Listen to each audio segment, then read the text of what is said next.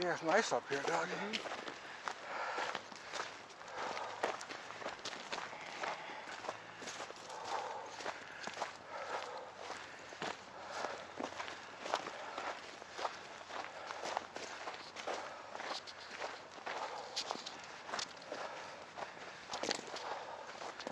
There you go. There's something to make a bench out. Yeah, you're right. Definitely. Definitely. Want some money for scrap? Uh-huh. There you go. Take some of this stuff off.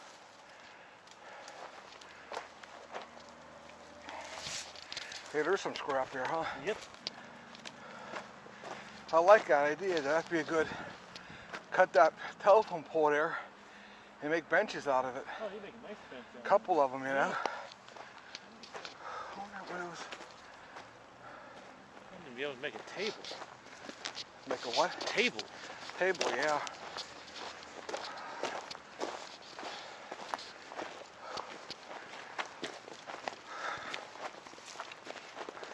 Bench real easy to make out of something like that. Cut off two ends. Okay. Those are your supports. Uh-huh. Take another section, about maybe this long. Uh-huh. Cut it down the middle. Okay. All right, your flat section, that's your, where you put your ass down on. Okay. And the other part, you just bolt into the two little, there you go, simple bench.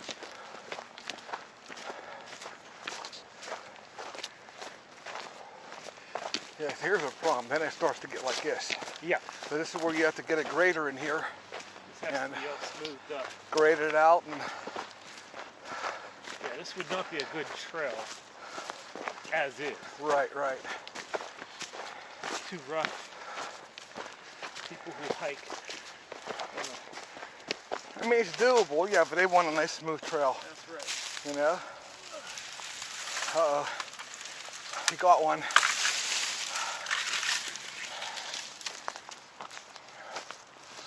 This is actually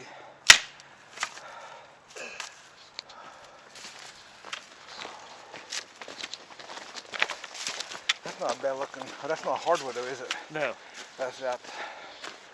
It'll work. It'll work through. Okay. People been Target shooting. yeah, huh. Okay. Huh. Now I know where to go target shooting at. What a mess. What a mess. Shooting somebody's helmet. Yeah. What a mess. Well, this is one area we gotta get cleaned up. This is gonna need cleaned up. Yeah. Won't take much, but No. No. still get the garbage out of here. And then over here we have garbage too. Yeah.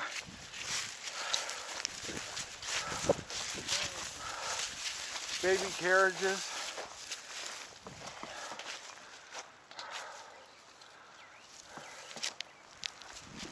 Oh my, there's garbage back here, Doug. Yep. You know?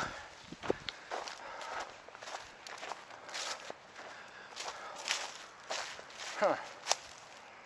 Yeah, it's a mess. It's a mess. Well, we'll get that. What? Brass, a lot of brass. There's a lot of brass here, Doug. Yeah, there's one You're the standing on fire brass. There's a big one on your foot. Yep. I got 5.5.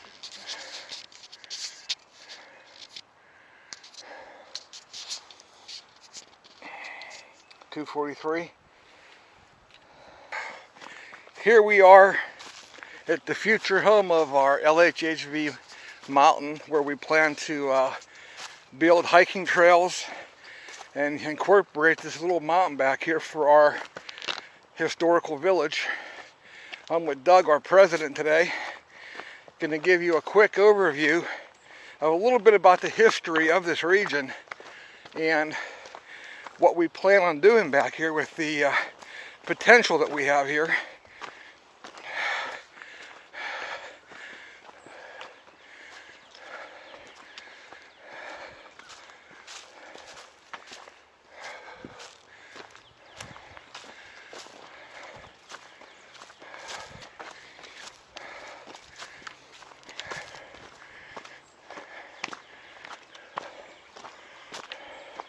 You know, I kind of like this, Doug. We can have parking down below. People can park down below in that parking lot. Yeah. And then just hike up the trail. Yeah. I was thinking maybe parking up here, they could, but be a lot more parking down below. But down below would be the trailhead. Right, trailhead, right.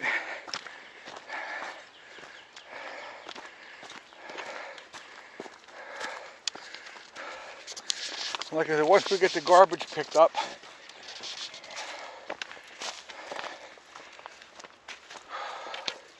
Yeah, more garbage here. yeah, carpeting, TV, yeah. Well, I'll let you talk a little bit, Doug. All right, here we are. Rosedale section, Johnstown, above Prospect. Potential site of hiking trails and possibly a historical village, if Lord willing the creeks don't rise. A lot of history in this area.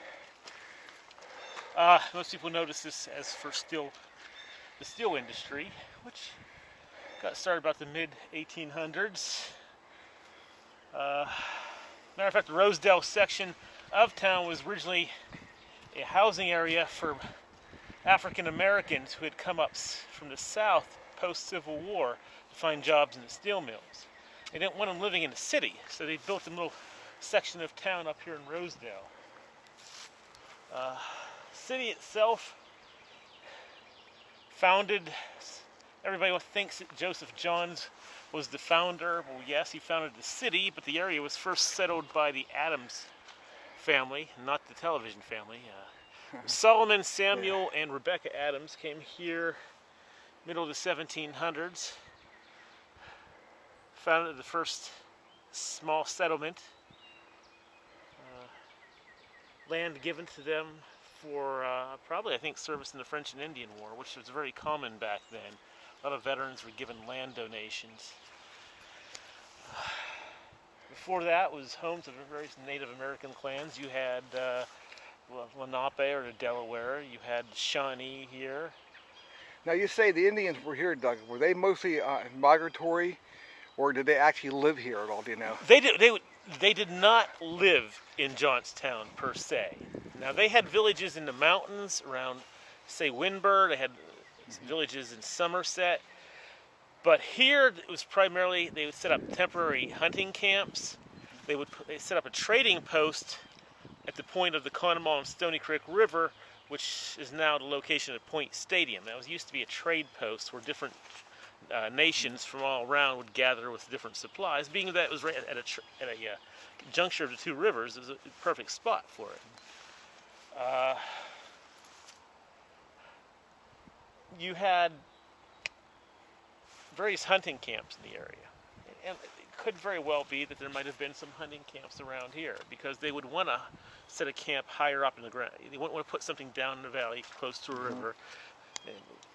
Because actually one of the reasons they didn't put a town here was because of the terrain. They called this place of the high water. They knew the rivers had a tendency to flood. They also said that there was a very short growing season here. The winters got too cold, the summers were too short. So you couldn't put a permanent village. A lot of people think, well, Indians, weren't they migratory? They always think of guys with teepees. Well, that was out in the plains. Here, they put permanent villages. They made them out of wooden longhouses. And they were an agricultural people. They plant corn and beans and squash. But they also were, to get their meat, they had to hunt. So there also were hunter-gatherers as well as agricultural. And they traveled a good bit. We know the story from up Hinkson Down of Joseph Whiteby's story, but we know from history that they might have lived in Somerset or Wynberg, and they would travel great distances during the summer to trap and hunt, and then return to the village. And even to take things to a different trade.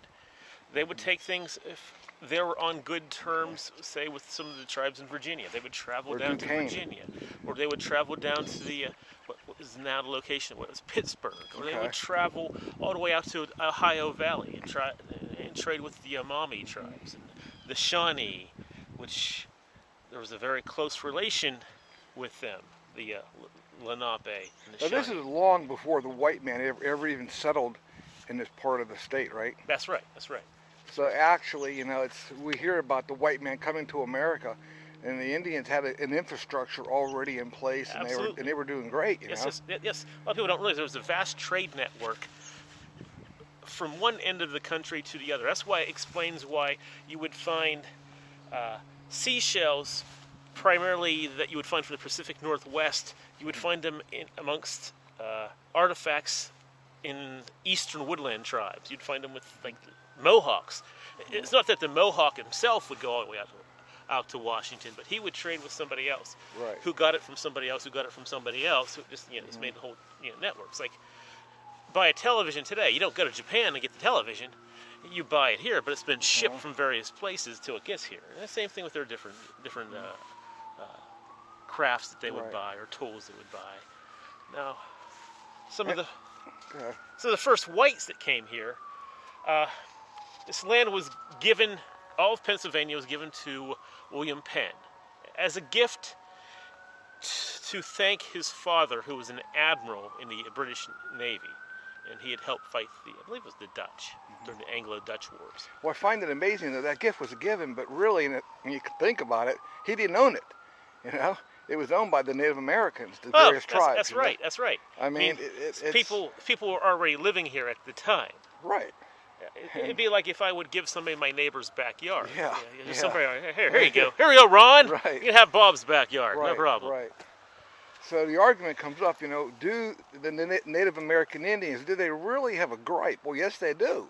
It just didn't happen in Pennsylvania. I mean, white man came in and said, it's ours. Well, the Native Americans had a different concept. They didn't believe in ownership of a land. Right. They believed They shared. They shared It up was- to a point. Up to a point, but you got to remember though, they did have some conflicts over natural resources, and there were conflicts between various tribes over hunting area, especially when game would become scarce. Different times of the year, there would be no game. Well, then you wouldn't appreciate somebody else hunting on the land that you hunted in because you need to feed your people. And but as I said, William Penn was given this land, and he founded a city in Philadelphia. Yet he supposedly owned, I use that rather loosely, all the land in Pennsylvania, but he really didn't do much with it.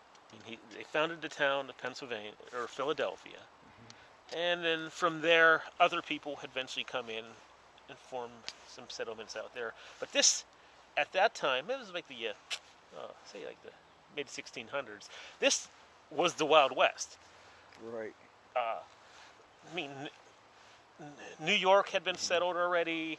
Boston had already been founded. Jamestown colony had been founded. So the coastal regions were already well developed with Anglo-American settlers. Right. This area was the wild frontier back in the day. Hey, we got a nice robin. To Robin, yeah. Yeah, there's a lot of history here. And that's one of our mission, folks, is that we want to preserve our history as detailed as we can get, okay? And it's not just the steel mills and coal mines, but the history goes well beyond back into the 16, 15, early, there's so much history here, And the Native Americans, I believe, they've been neglected. We don't hear much about the Native Americans around this area. All we hear about is, white man came in and they settled and made steel, and that's great, but there's a lot more to the story. Our resources that we have around here, being able to preserve our resources. And our effort too, folks, is that my goal is to allow children to quote unquote play. All right, whenever Doug and I grew up, we played in the woods. I mean, that's all we did, right, Doug? Oh yeah, I spent a Kids lot of time today, children, they don't do that no more, okay? And I want to let children know this is your backyard. You can play here, and there's a lot to do here. Let your imagination run wild, Eventually, we're going to come in here and have the Native Americans are going to hopefully come in and build a small encampment like it would have been when they lived here, We're going to have Penn State come in and put in some wildlife stations. We're going to hopefully put in a couple of eagle nests. We do have a few pairs of eagles here. And back up this way, we're walking here in a minute, but up this way, up on that summit up there, you can't see it, but we're going to put in overlooks so people can come back here and hike. It's just a real nice place. And like Doug said, there's just so much history here. You know, I can remember my grandfather living back here at Rosedale. There was a village, like Doug said, after the Blackston moved in. The actual village here, I was told, Doug, the immigrants and the blacks lived there, the grunts. You know, when they came to America, they were put out here in the middle of nowhere. And these little villages were built by Bethlehem or the coal mines, whatever. Yeah, there's a lot of history here. We're going to walk up, Doug? Yeah. Okay, let's walk. And as we walk, Doug will talk a little bit more about what we're seeing here. Yeah, there's definitely a lot of garbage here that needs to be picked up. That's sad, but we'll get it cleaned up. And now, if we walk here, folks, in the future, we're going to have, hopefully, in these areas back here, we're going to give each parcel of land to a different ethnic group so they can come in here and, you know, and what am I trying to say, Doug? Build a little encampment or? Something that would show what type of structure they would have lived in. Like, you would have something to represent the Germans, because the Germans were some of the first immigrants that came here. German farmers. Okay. German craftsmen. A lot of the early settlers who came here didn't have a lot of skills. Okay. A lot of them had been city dwellers in England. Okay. Now they come in here looking for a better life to America. They don't have a lot of the skills they needed to help them survive. So they would have other people come in and settle here. They had the German wheelwrights who would make wagon wheels for them. You had glass blowers come here. You had the Scots come here. You had Irish come here. A lot of them left Europe to escape warfare that was raging through the continent. They escaped political persecution. Different religious groups would come here for that. But then, what happens so often is when you start settling in a part of the world that somebody else is living in, you come into conflict. A lot of the various native tribes didn't like this idea of other people settling, building houses on their land. Okay. Now, and the Europeans who came here didn't understand the Native American culture. So one of the problems wasn't, conflict didn't start off right away. It was one of the things that happened gradually. William Penn, when he founded Pennsylvania, his whole idea was to found a place. He was a Quaker. He's a pacifist. It was found a land built on equality and brotherhood. So he gave he had a lot of respect for the native cultures that lived here. He signed treaties with them. He made deals with them to have parcels of land for people to live on. But he said, well, hey, I'll pay you for this. Now they didn't understand the concept of money, but he said, well, if you have people living here, you can still come here and hunt. Okay. We'll let you still have the rights to the land. Kind of they already had the land to hunt on anyway, but this is just a way that everybody could live together. That's what he believed in. After he died, sons take over. Now, Doug, let me ask you this. William Penn, was he still bound to the King of England? Well, yes, he would be, because he was an English subject. Okay. So, but there was a lot of leniency to what happened here in the colonies. The English didn't have a whole lot of say over it. Why? Because they didn't want to. It costs money to run a colony. England had been through a series of wars with the Dutch and the English. They didn't have a lot of money. And plus, they didn't see America as turning a profit, as opposed to their colonies in India, where they could get tea and silk Okay. or China. And pretty much all they were getting at the time was tobacco. And then later on furs. So what triggered the interest in America then? For the English? Open land. Okay. Open land. And two things. Beaver skin hats became popular in Europe. Really? Yes. Wow. So beaver fur became an important commodity. Made of them here in North America, United States, Canada, teeming with beaver. So you would have these fur trading companies, like Northwest Trading Company, or a couple others that were founded just for the whole purpose of fur, so they can make beaver hats. Okay. Now, you had a lot of European trappers who would come here, but they found out there's an awful lot of trapping to do. I can't do it all. I don't have a whole crew working for me, so they'd hire the local native tribes to do the trapping for them. Well, then the French got into the act. Oh, we will trap the beaver too. So they'd make deals with other Native American groups for trapping beavers. Eventually, a whole war erupted called the Beaver Wars. An arms race would ensue then too. Say the French would give one tribe rifles. Then the allies of the English would say, no, they got rifles. We want some of these things too. So they'd give them rifles. And it actually got to the point where the Dutch were actually supplying cannons to different tribes. Wow. Which is kind of odd. Yeah, really.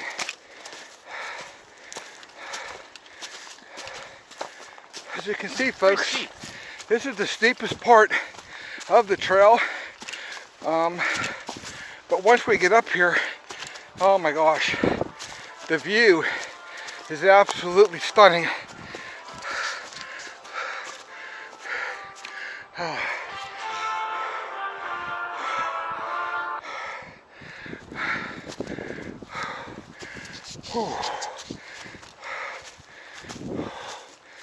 Oh man, been a long winter, Doug. Yeah. This is our first hike. For me, it is. First hike for me for all winter. Yep. It's been a rough winter up here this part of the world. Feels good though, Yeah. to be out. It's nice and warm. Look here, Doug, on the ground. We have turkey. Yeah, we do. Turkey scrapes. Yeah. Yes, we do. Yes, we do. There's deer here too, but looks like turkey. Yeah. There's a lot of deer and turkey in this little patch here. You wouldn't think it, but right next to the city. Here we go. We're reaching the summit.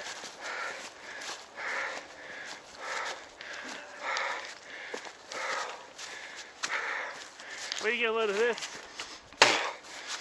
Woo! Now, this is in itself a mystery, Doug. We have a top of the mountain here, and we have what looks like A caldera. yeah. Was it man-made? Was it natural? But as you can see, this would be nice up here. Build a pavilion up here. People can hike up here. Have a picnic up here. You know, it's beautiful here. It really is nice. You have these two nice hills here.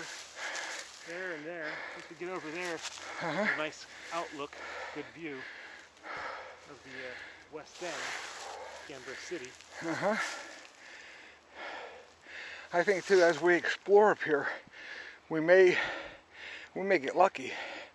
Artifacts. It could be. I mean, of the various different, from the different people who lived up here. And if you find something from, like, say, the 1870s. Right. You never know. Yeah. You never know. And Yeah, folks, this will be it. This is untapped, you know.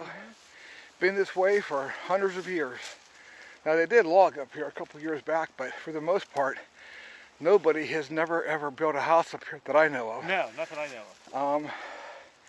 And again, this indentation here almost looks natural, but then again, I don't know. I don't know if, I mean, who knows? I mean, back in the 1600s, maybe this was, it could have very well been a high point, and the militia or the military would have built something similar to this.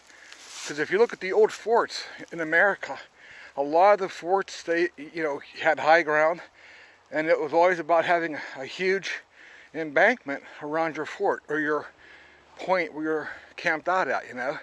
And here you got your ridges, so you never know. But once you see the view up here, folks, this would definitely be a place, though, for the, you know, if I had an army, this is where I would want to be, you know. Have the high ground, you know. It's also going to be a good place if you're hunting. You want Right. to scout out the terrain ahead of you. Scout out for game. You go on the highest point. Yep, it was Civil War. One key factor, you always heard, you know, Longstreet, Stonewall. Stonewall always preached, we want the high ground. It was critical to have that high ground. And Longstreet, Gettysburg, we all know the story. Longstreet, he saw the demise of his army once the North acquired the high ground. He knew it was all over. But Lee pursued it, and Lee said, we're committed, and, well, you know the rest of the story, but... Yeah, well, that's the sound military strategy. You always want the high ground. Right. High ground gives you a good position for artillery to set up. It's a great vantage point for scouting and for observation. I'll let you walk in front of me.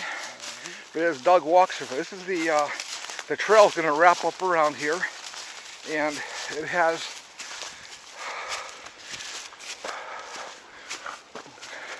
now, for the purposes of us acquiring grant monies, conservation money, what we plan to do with the money is, of course, build wildlife structures and feeders, put in benches for the people to take a break on. In some of the areas we'll plant grass seed, and you can see the view. Stone bridges down here. JWF now. Right. This is absolutely gorgeous up here. I mean, you can see from right here. You can see like 3 bridges. Right. This is nice up here. And you can see the incline plane. Incline as well. Built for the purpose of, I really don't know why it was built, Doug. If it was built for rescue people to get out of the city, but when I talked to the folks at the incline, how many people can you evacuate if the city floods, you know? It was primarily, that's what they originally had thought of it as. It was primarily as a way of bringing workers up and down the hills from Johnstown to Westmont. This is back before Westmont was an affluent neighborhood as it is today. Back then it was just work, people would go up there to work. A lot of miners, because they had mined a lot up there. So a lot of the miners would just take the incline plane up to work. Steepest incline plane in the world. Of course, I think there's one in Brazil who are contesting that. Right, but down in Tennessee has the one that's a mile long. It's quite impressive, but they're all part of our American culture, our history. Oh boy. And here we go. Here we are, folks.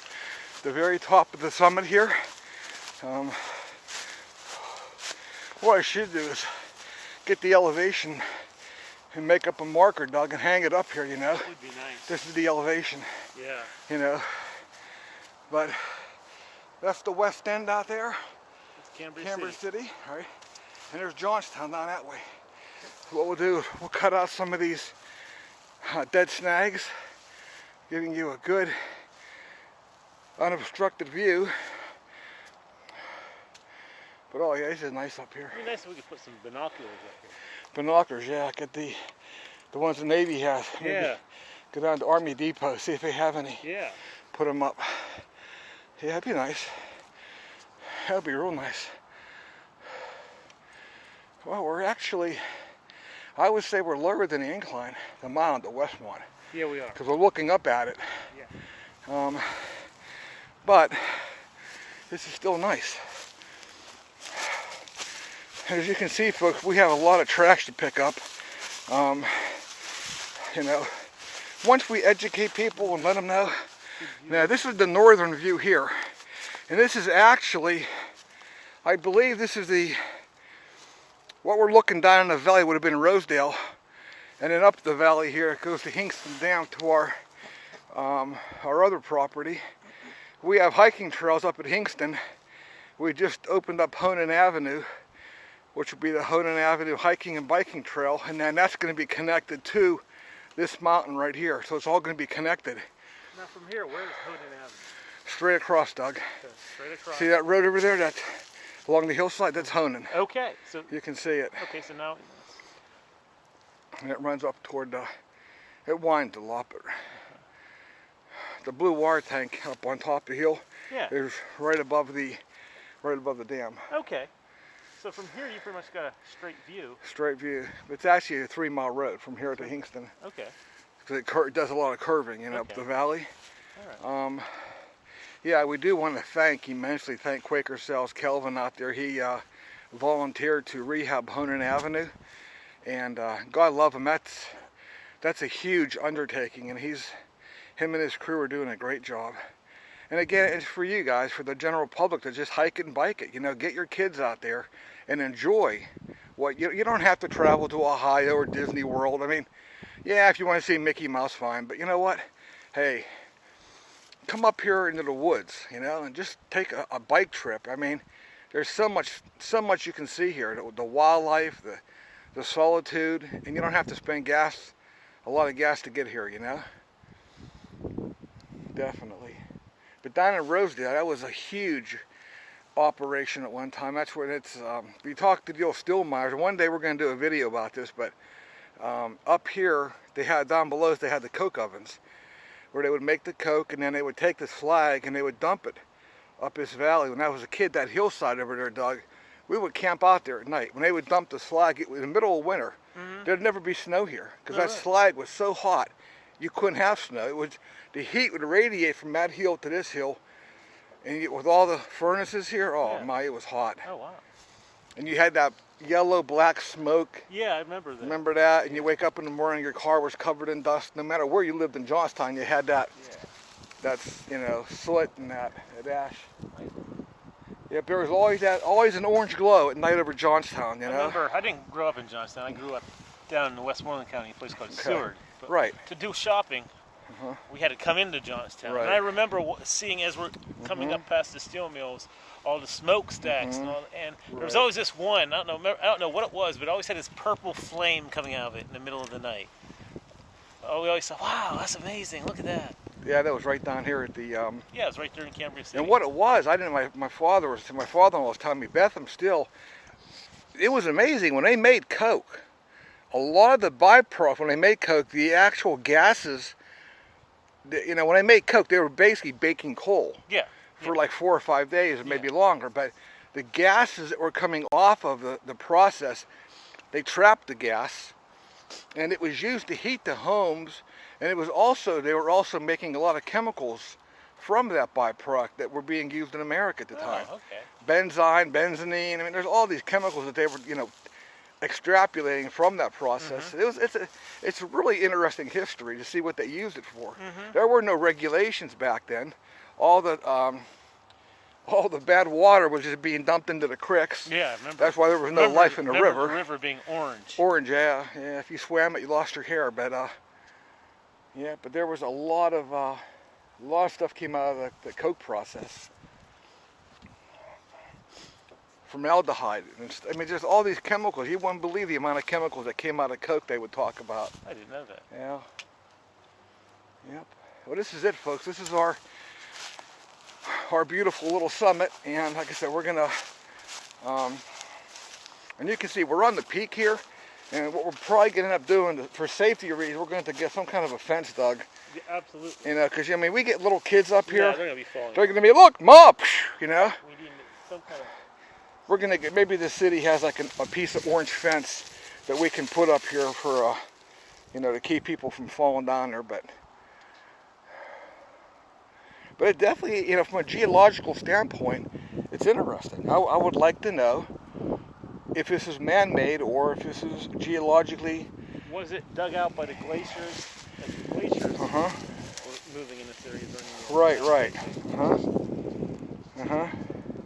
You know, I can call our buddy up at UPJ, the geology professor, but they're nice. They like us. Yeah. You know, get them to bring their students up here and, you know, investigate this and give us a workup on what they think this is, you know. Yeah, this is rather interesting. Something you don't find every day. Yeah, this is definitely, and I consider this a gem, you know. How many people would even know this is here? You know what I'm saying? How many thousands of people live right out there in the West End of Johnstown, and they've never walked up here. I mean, they drive the road down below, and they're like, oh, gee, look at the hill back here, okay? Without even knowing what's here. Definitely nice. More shotgun shells. Yep. Yeah, Yep. I mean, Brand. yeah, we could easily put some benches up here. 12 gauge. Heavy magnum. Before I end, folks, we have a website. Just look up LHHV on Facebook. We have another website. We're looking for someone to volunteer to design it for us, but we're on Facebook, LHHV, and if you want to know more about our village, just send me an email or shoot Doug an email, and we'll take care of you. But yeah, Doug, this is nice. This is very nice. You know, I mean, you know. Now, what would be nice up here, Doug, is if we could build a little shelter out of, Yeah. you know, not out of 2x4. We're talking a natural shelter. Well, you have enough lumber around. Lumber, timber. right? You could build something out of logs. And like you say, you know, in the early days, that's all it was. Even people who worked in the steel mills, you'll see photographs of people living in the hillside. And all it was a lean-to built into the hillside, and they lived there. A lot of the houses, first houses were built out of mining timbers from the mine. A lot of the houses in this area weren't built by the mills. Right. They used whatever materials they could get a hold of. Came from the mines, came from the mills.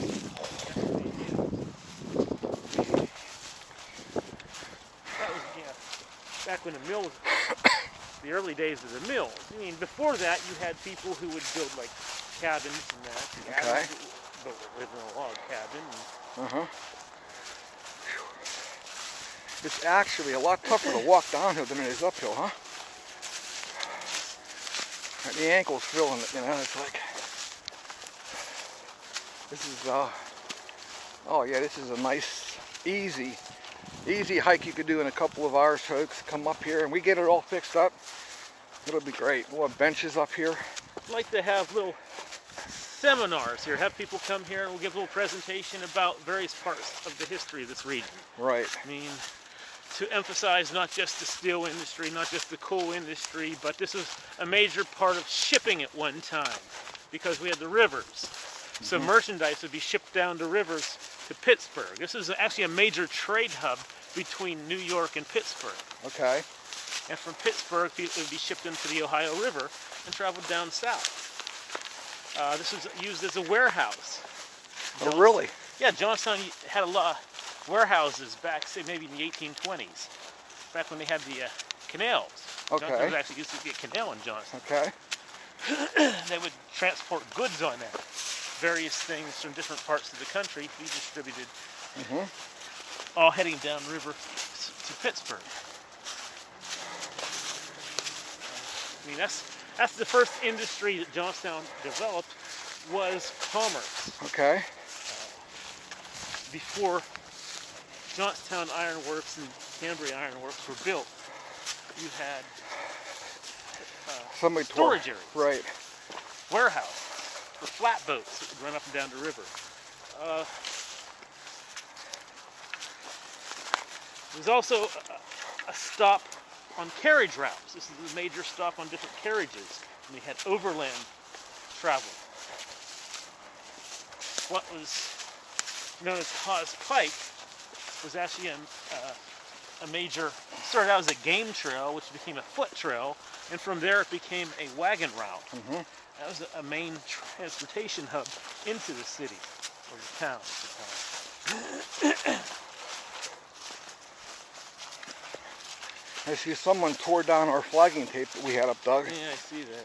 So we'll have to really get after it and make people know, you know what, you know, I don't mind the quads and all, I really don't, but, you know, this is going to be a hiking trail for people, and I don't want people destroying.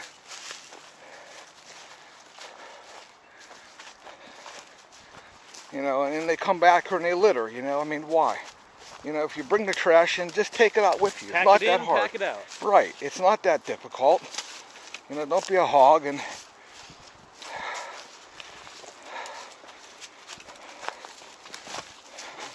park out west, they have a big sign when you go there. It says, leave only footprints, take only memories. there you go. You know, I was just looking at this. These guys, we get the guys back here to help us out. There really isn't that much to do with the trail. It is open. Yeah. I mean, they can cut down some of the Look at this stuff. this stuff here, cut it down. Once spring comes and this grows in, Yeah. it's going to overtake the trail. Okay. Okay. Okay. 'Cause you know how it was when we were first up here through September. Right. It all was these pretty. jagger Yeah. bushes all over. Right. Right. Like out through here. Once Uh-huh. the spring starts getting in there, this is all going to green up. It's Mm-hmm. going to be all jagger bushes. You're not going to be able to see any. Right.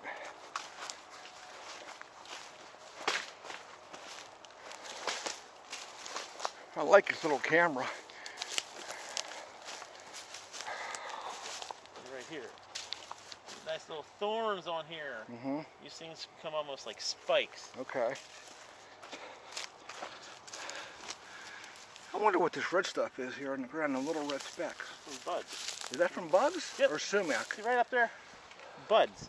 Oh, the buds, okay. buds off the trees. Okay, that's your pollen. Mm-hmm. Pollen, that's where pollen comes from. And that's the sumac. That's sumac, Doug? These are sumac, right? Looks like sumac, yeah. Sumac, yeah. They,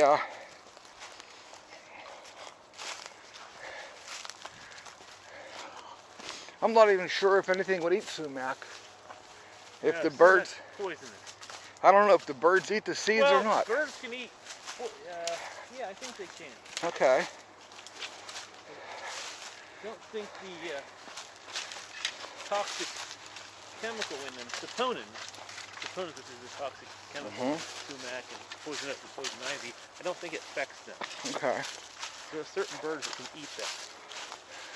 When we were kids growing up, who was that guy that was on TV always eating pine cones? Gil Gibbons. Gil Gibbons. Oh, Gil For Gibbons. grape nuts. Yeah, Gil Gibbons, and he could eat them pine cones. And if you think about it, there's a lot in this forest you can eat if you had to. Absolutely. You know, and we actually had a lot, which you don't see a lot of today, Doug, is the sassafras. There used to be a lot of sassafras around, and you don't see it that much anymore. Ginseng. Oh my gosh, there was ginseng galore all through these hills. Not saying it's not here now, but it's not as prevalent as it used to be, you know. There used to be a lot of ginseng. Blackberries, you know, elderberries. You don't see them that much anymore. We used to walk these trails when I was a kid up Honan Avenue. We'd start at the bottom and we'd pick blueberries and blackberries the whole way to the top. And wild grapes. Wild grapes, right. Look at that. Oh, Yes. that's like rose bush. What about that? Or is that, that's not multiflora, is it? No, look at them thorns on Yeah. it. Yeah. That'd be nice. Come up on a quad 50 mile an hour and hit that with your face, huh? You That know? would help.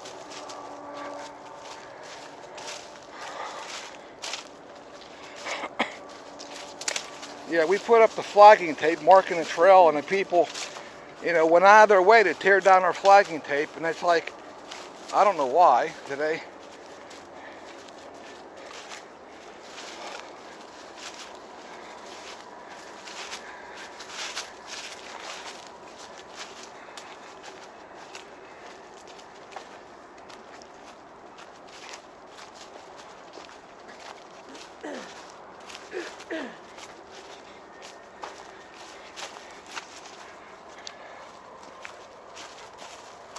Yeah, these storing, these got to be cut out here. That definitely, that's a,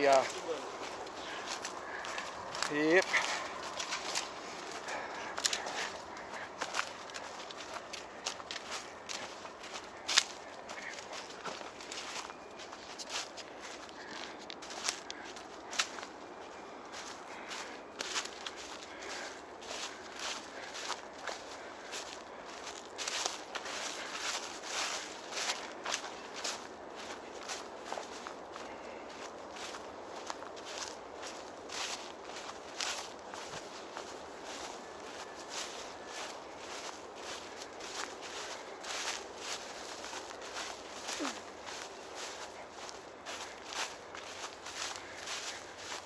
You know what I'm half tempted to do, Doug? We put the word out maybe not this year, but next year, or maybe this year, put the word out in the newspaper, tell the ethnic groups, look, you know what, first come, first serve.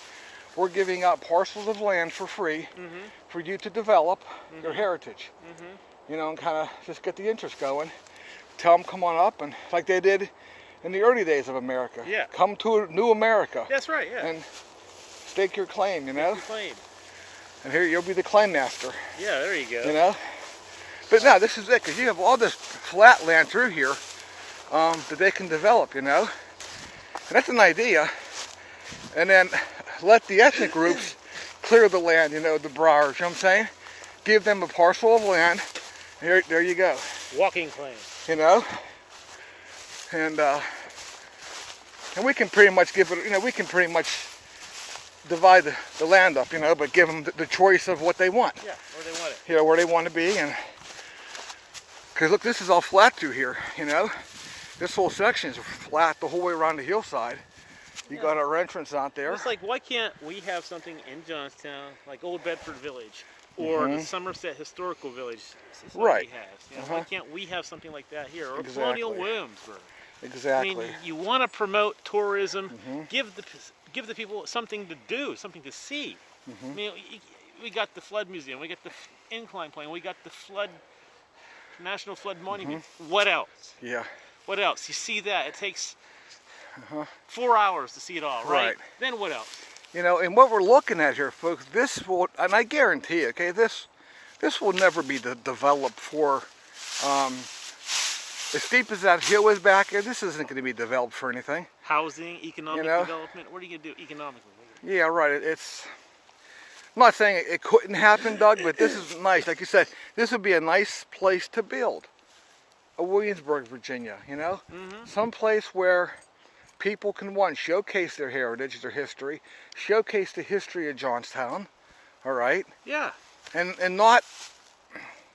allow the community to do it. Not to say that we do it, but the community, it's your ethnic heritage. The different churches, you know what, you want a parcel of land? Give us a call. There it is, okay? I mean, you can't beat this, you know? Yep. We have this undeveloped resource here. Now we could use it to better the community, or we can let it sit, or we can let some company from out of state come and buy it and not do anything with it. Right. Or put up a factory that's going to close. If you even want to put a factory, who wants to put factories in Johnstown Up here, anymore? but up here in a hilltop? Horrible place for a factory. Right, right. There's No way to get in and out. Right. That's why that mountain's been that way forever, Doug. That's it. It's a steep hill. It's a little. There's nothing back here. You got the timber resource, but they've already timbered it out. Yeah, so they I took mean, what they wanted. right. And it's all right. Let's get out of here. I have enough to work with here, and we can. I like that point. You have a good point about that. That's good. You know, we can just tell people, you want a parcel of land? Here you go. Yeah. You know.